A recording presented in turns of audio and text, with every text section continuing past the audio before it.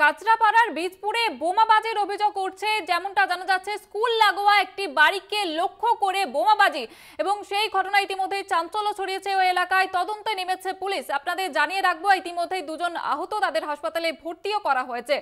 বীজপুরে বোমাবাজির অভিযোগ উঠছে এবং স্কুল লাগোয়া একটি বাড়িকে লক্ষ্য করে বোমাবাজি করা হয়েছে, এমনটা অভিযোগ করছে। ইতিমধ্যেই আহত দুজন, তাদের হাসপাতালে ভর্তি করা হয়েছে। ঘটনার তদন্তে নেমেছে পুলিশ।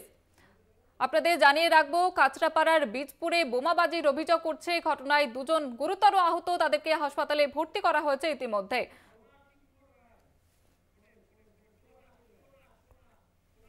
এর বিষয়ে বিস্তারিত জানাবে টোনা সিংহ রায়, রয়েছে আমাদের সঙ্গে এই মুহূর্তে টেলিফোন লাইনে। কি জানা যাচ্ছে ঠিক? দেখো, কোন দুষ্কৃতী দ্বারা এই বোমাবাজি হয়েছে এখনো কিন্তু পুলিশ পরিষ্কার করতে পারেনি। পাশাপাশি পরিবারের লোকজন, অর্থাৎ যেই ব্যবসায়ীর বাড়িতে বোমাবাজি হয়েছে সে এবং তার পরিবারের লোকজন সেটা জানাচ্ছেন যে তার এমন কোনো শত্রুতা ছিল না যে দিনে দুপুরে এসে টোটো করে চেপে এসে দুই দুষ্কৃতী সহজে বোমাবাজি করে তারা ঘটনাস্থল থেকে পালিয়ে যাবে। তবে যেটা ঘটনা আতঙ্কর ব্যাপার যেটা হয়েছে যে ঘটনাস্থলে কিন্তু দুজনের আহত হয়েছে, একজনের হাতে গুরুতর লেগেছে, আরেকজনের পায়ে লেগেছে। তবে দেখো, এই যে এই পরিস্থিতিতে কিন্তু এলাকার লোকেরা বাইরে বেরিয়ে এসছে। এবার বোমাবাজি যেখানে হয়েছে সেখানে যেহেতু একটা ভাঙড়ির দোকান ছিল, সেই দোকানে কিন্তু আগুন লেগে যায়। আগুন লেগে কিন্তু তারা লাগার সঙ্গে সঙ্গে ঘটনাস্থলে একটি দমকলের ইঞ্জিন আসে, তারা আগুন প্রায় 2 ঘন্টার চেষ্টায় তারা নিভিয়ে ফেলে। তবে দেখো, ঘটনাস্থলে ইতিমধ্যে বিশাল পুলিশ বাহিনী ঘটনাস্থলে এসে পৌঁছেছে এবং ঠিক পুলিশ কিন্তু যেটা চেষ্টা করছে যে আশেপাশে কোনো সিসিটিভি ক্যামেরা পাওয়া গেল কিনা, তাতে দুষ্কৃতীদের কোনো ছবি পাওয়া যাচ্ছে কিনা সেটাও কিন্তু তারা দেখছে। এবং বারবার যেটা পরিবারের লোকজন জানাচ্ছে, অবিলম্বে দুষ্কৃতীদের গ্রেপ্তার করে আইন অনুযায়ী ব্যবস্থা নিতে হবে।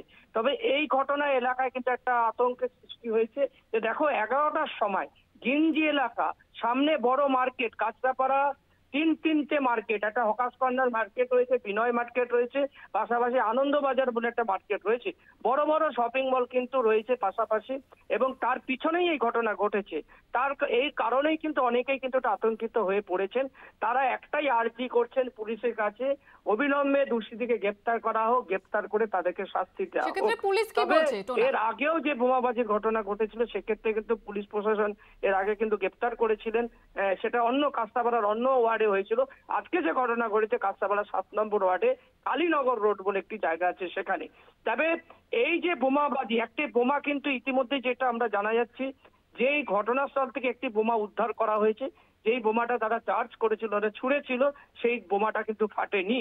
সেই বোমাটা কিন্তু উদ্ধার করা হয়েছে এবং সেই বোমাটাকে ইতিমধ্যেই পুলিশ কিন্তু অর্থাৎ উদ্ধার করে নিয়ে বীজপুর থানায় নিয়ে গিয়েছে। এবং আরো কোনো জায়গায় বোমা পড়ে রয়েছে কিনা সেটাও কিন্তু তারা তদন্ত করছে। যেহেতু এলাকায় প্রচুর মানুষ বাইরে বেরিয়ে এসছেন, সেই কারণে পুলিশের তদন্তে একটু বিঘ্ন ঘটছে বলে পুলিশ প্রশাসন থেকে জানাচ্ছেন। তারা যেটা মেন হাতিয়ার হিসাবে, তদন্তের মেন হাতিয়ার হিসাবে যেটাকে দেখছেন সেটা হচ্ছে সিসিটিভি ক্যামেরা। সিসিটিভি ফুটেজ যদি দেখা যায় যে কোন দুষ্কৃতীরা কোনখান থেকে এসেছিলেন, কোন জায়গা দিয়ে এসেছিলেন, তাদের কোনো ছবি যদি আইডেন্টি করা যায়, তাহলে আজকের যে বোমাবাজির ঘটনা সেটা অনেকটাই পরিষ্কার হবে বলেই বীজপুর থানার পুলিশ কিন্তু মনে করছেন।